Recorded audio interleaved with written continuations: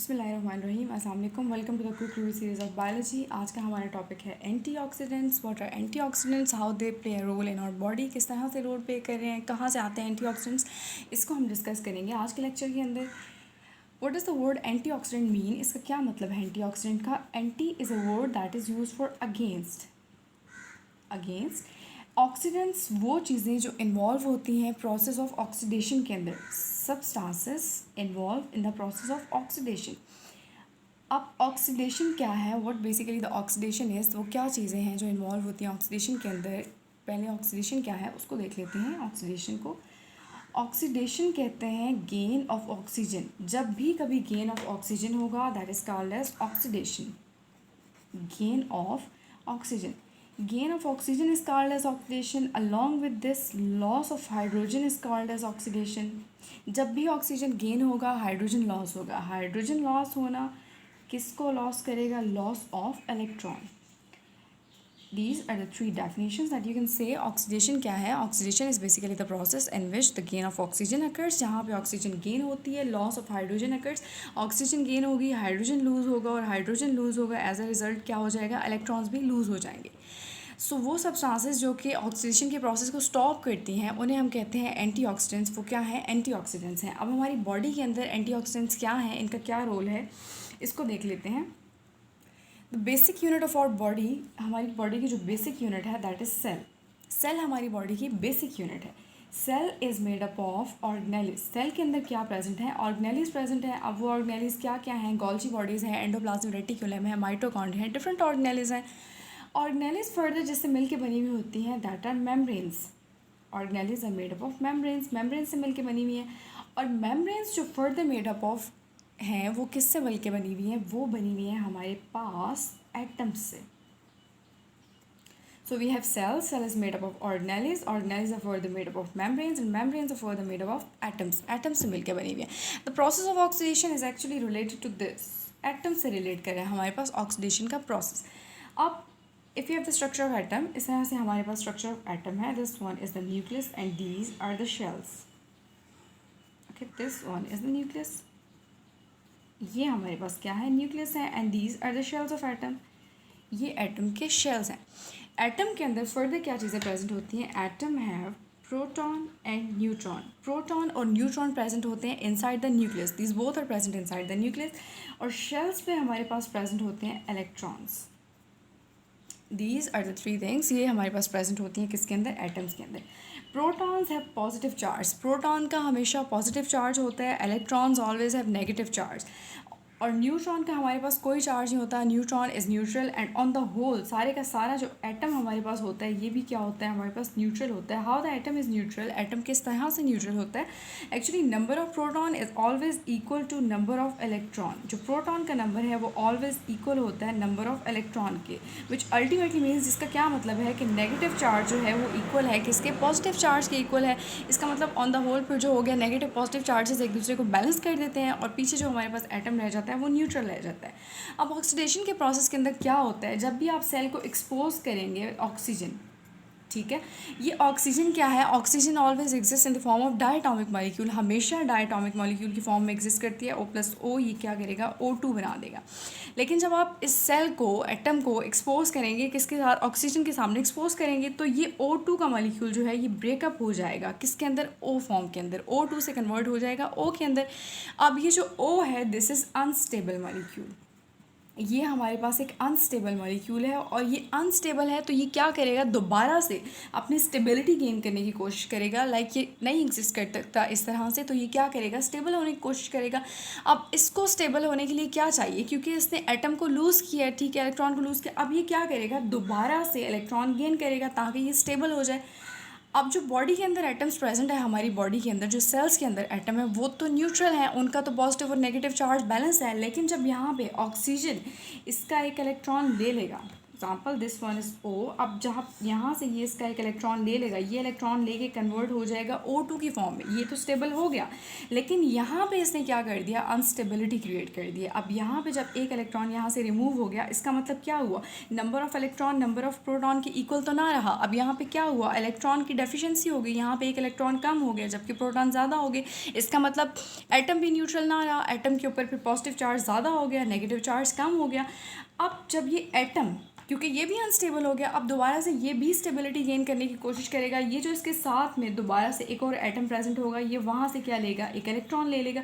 अब फिर इसको अनस्टेबल कर दिया, अब ये दोबारा से अपनी स्टेबिलिटी गेन करने के लिए एक और एटम से लेगा। इस तरह से ये चेन रिएक्शन क्या होगा, कंटिन्यू रहेगा, अपनी स्टेबिलिटी गेन करते रहेंगे और बॉडी के अंदर ये चेन रिएक्शन कंटिन्यू रहेगा। अब ये चेन रिएक्शन हमारी बॉडी के लिए अच्छा नहीं है, लाइक हमारी बॉडी को इसका कोई फ़ायदा नहीं है, इसको उल्टा हमारी बॉडी को नुकसान है ये जो चेन रिएक्शन कंटिन्यू हो रहा है। अच्छा, यहाँ पे ये जो जब यहाँ से इलेक्ट्रॉन रिमूव हुआ, यहाँ पे जो अनस्टेबिलिटी क्रिएट हुई, अब इसको हम कहेंगे जैसे फ्री रेडिकल्स। ये हमारे पास क्या है, फ्री रेडिकल है।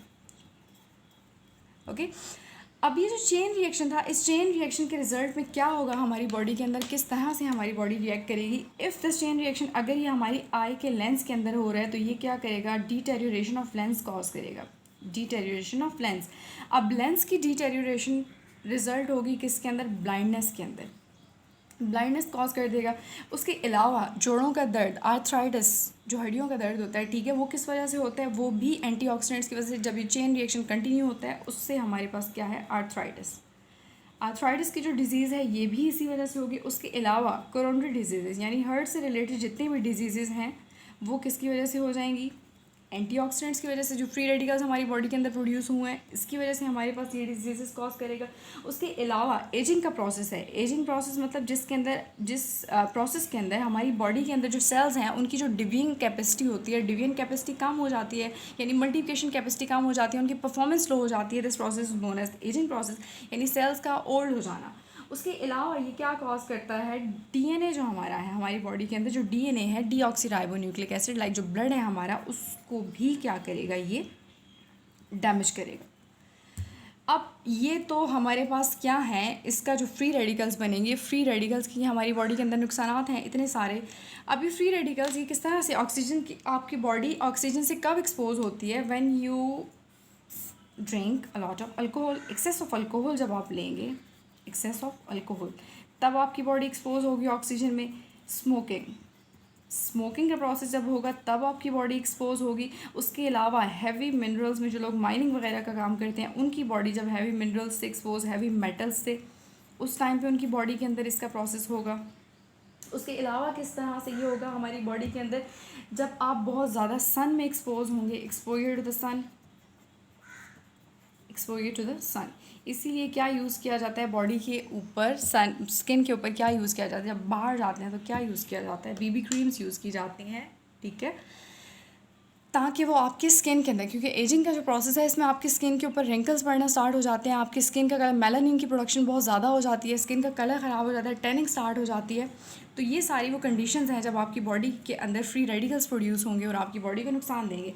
अब क्या है कि हम इन फ्री रेडिकल्स की प्रोडक्शन को किस तरह से कम कर सकते हैं, एंटीऑक्सीडेंट किस तरह से रोल प्ले करते हैं, क्योंकि हमने कहा ऑक्सीडेशन के प्रोसेस में ये सब रिजल्ट हो रहा है। अब हमने ये देखना है कि एंटीऑक्सीडेंट किस तरह से रोल प्ले करेंगे और हमारी बॉडी के अंदर ये सारे प्रोसेस जो हमने अभी डिस्कस किए हैं, ठीक है, ये deterioration of lens, arthritis, coronary, इसको किस तरह से काम करेंगे। अब एंटीऑक्सीडेंट्स हमारे पास प्रेजेंट होते हैं किसके अंदर, ग्रीन वेजिटेबल्स के अंदर एंटीऑक्सीडेंट्स प्रेजेंट होते हैं, ग्रीन वेजिटेबल्स के अंदर, बीन्स के अंदर प्रेजेंट होते हैं, बेरीज़ के अंदर प्रेजेंट होते हैं। ये सारी वो चीज़ें हैं जिनके अंदर एंटीऑक्सीडेंट्स क्या होते हैं, हमारे पास प्रेजेंट होते हैं, ठीक है। नट्स के अंदर ये प्रेजेंट होते हैं। जब आप ये एंटीऑक्सीडेंट रिच फूड लेंगे, ठीक है, हमारी बॉडी के अंदर, हमने अभी यहाँ डिस्कस किया, ये सारा मसला क्रिएट तब हुआ जब हमारे पास फ्री रेडिकल्स बने, यानी ऑक्सीजन ने स्टेबल होने के लिए हमारे सेल्स, हमारी बॉडी के अंदर जो सेल्स हैं उनके जो एटम्स थे वहाँ से इसने क्या किया, इलेक्ट्रॉन ले लिया, तो ये चेन रिएक्शन कंटिन्यू हुआ और इतने सारे डैमेज हुए। When you will take these foods, जब आप ये फूड लेंगे, ग्रीन वेजिटेबल, बीन्स, बेरीज, यानी ऐसे फूड जो कि एंटीऑक्सीडेंट रिच हैं। एंटीऑक्सीडेंट मतलब जो ऑक्सीडेशन के प्रोसेस को क्या करेंगे, स्टॉप करेंगे, कम करेंगे। इसका मतलब ये आप सिंपली कह लें कि ये एक शॉप है जिसके पास एंटीऑक्सीडेंट प्रेजेंट हैं। तो जब भी यहाँ पे ऑक्सीजन ने स्टेबल होना होगा तो ये जो एंटीऑक्सीडेंट, जो आपने एंटीऑक्सीडेंट इनरिच फूड लिया, इसके अंदर जो एंटीऑक्सीडेंट प्रेजेंट थे वो यहाँ पे ऑक्सीजन लेगा, ना कि वो जो आपकी बॉडी के सेल्स के अंदर, जो आपकी सेल की पूरी शेप, पूरी फंक्शनिंग में जो एटम रोल प्ले कर रहे हैं, वहाँ से इलेक्ट्रॉन लेगा। इसके बदले में ये जो ऑक्सीजन है, ये जो आपकी बॉडी के अंदर फ्री अभी जो आपने लिए हैं फूड के थ्रू, जो आपकी बॉडी के अंदर आए हैं एंटीऑक्सीडेंट, वहाँ से लेगा। जब ये यहाँ से लेगा, सारा प्रॉब्लम ही सॉल्व हो जाएगा कि आपकी बॉडी के जो एटम्स हैं इनको ये डिस्टर्ब नहीं करेगा। आपकी बॉडी के एटम्स उसी तरह से रहेंगे और ये यहाँ से इन फूड्स के अंदर से जो आपने लिए हैं आपकी बॉडी के अंदर, जब इसके रिजर्वर्स प्रेजेंट होंगे, ऑलरेडी एंटीऑक्सीडेंट्स प्रेजेंट होंगे, तो यहाँ से ले लेगा और इशू सॉल्व हो जाएगा। This was antioxidants. ये एंटीऑक्सीडेंट्स का टॉपिक था जिसमें हमने देखा एंटीऑक्सीडेंट्स क्या है, किस तरह से ऑक्सीडेशन का प्रोसेस है, फ्री रेडिकल्स किस तरह से बनते हैं, हम क्या चीज़ें लेके फ्री रेडिकल्स की प्रोडक्शन को स्टॉप कर सकते हैं और ये सारी डिजीज़ेज जो हैं इनसे बच सकते हैं। Thank you so much.